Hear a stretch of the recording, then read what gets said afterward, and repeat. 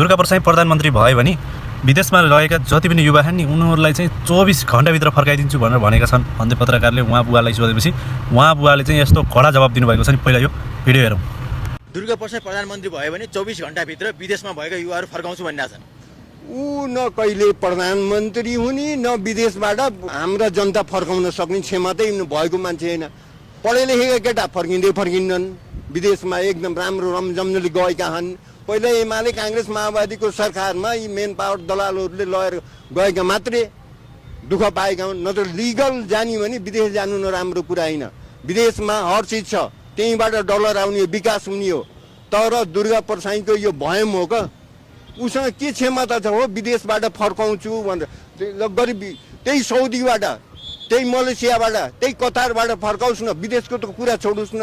Europe कन्ट्रीमा त उसैलाई visa नपाउने भइसकेछ दुर्गाप्रसादको। के क्षमता छ उसले बाहिरको कुरा गर्नु?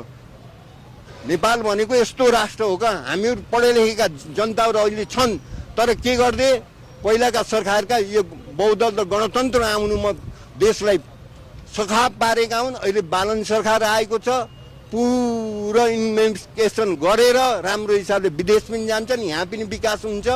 दुर्गेको भाउतोमा लायो भने जनताले पनि दुःख पाउँछन्।